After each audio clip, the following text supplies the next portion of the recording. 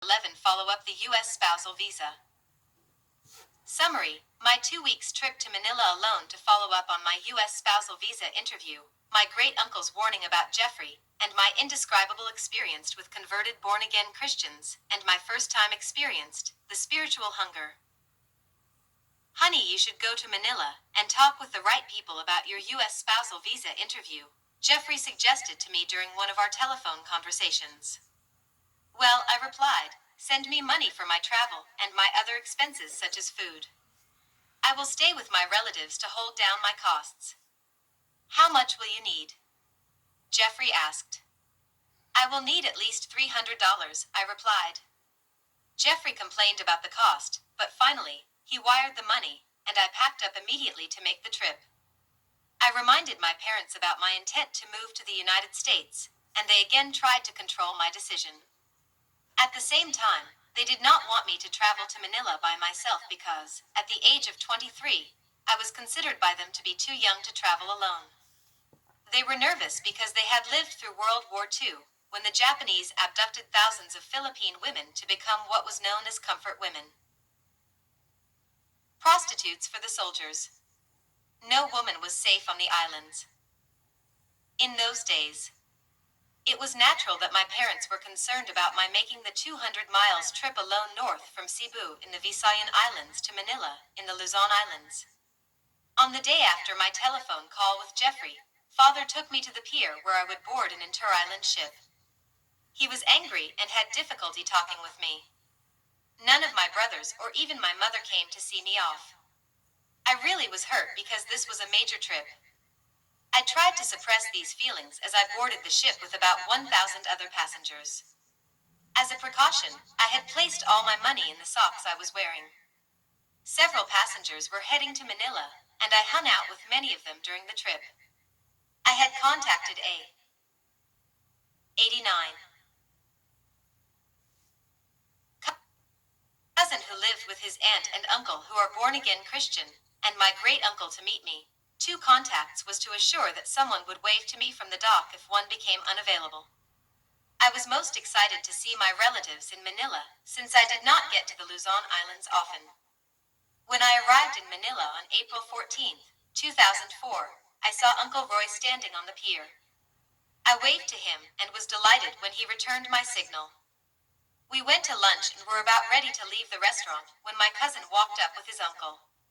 After a joyful greeting, they took me in a jeep. This transportation looks like a bus, but it is smaller than the bus. To my great-uncle's house.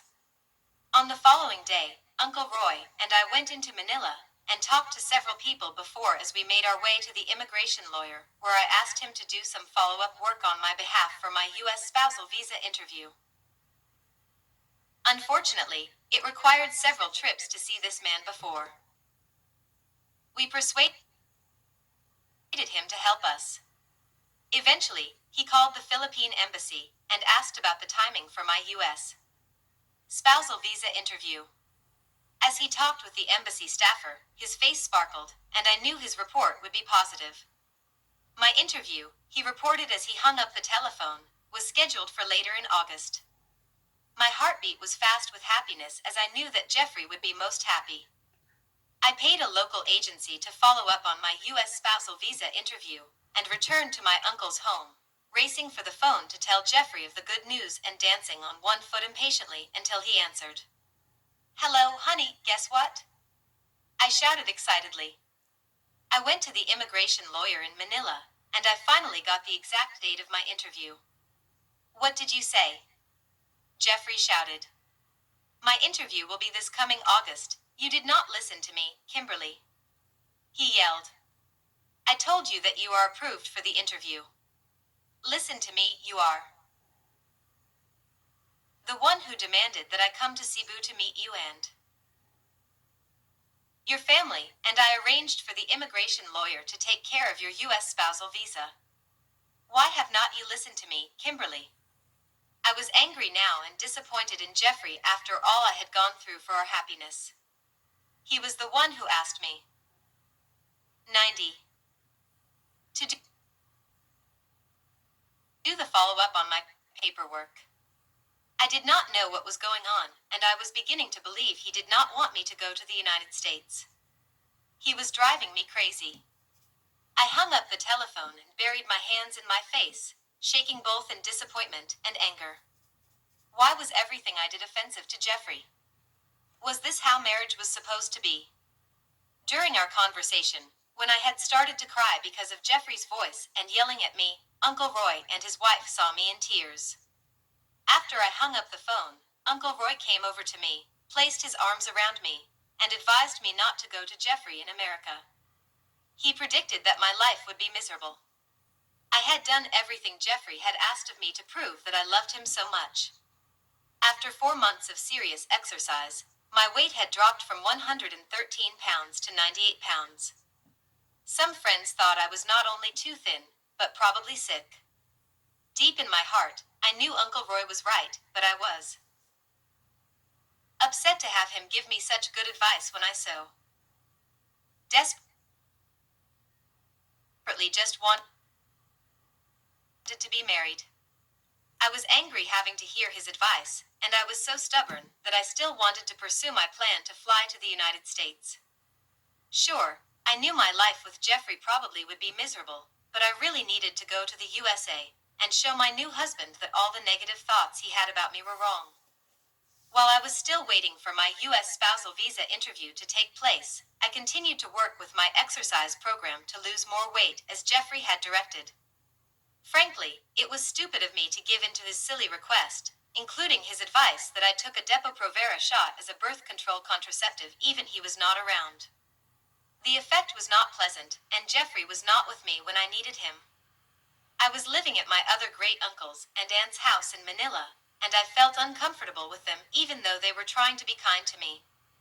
I decided to move in with cousin Ronnie, his aunt, and his uncle with their 1-year-old daughter.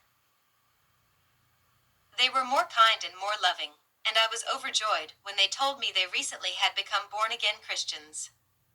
From the first day I stayed with Uncle Tim and Aunt Myrna, I felt loved and welcomed. 91. They were so peaceful that I began to relax.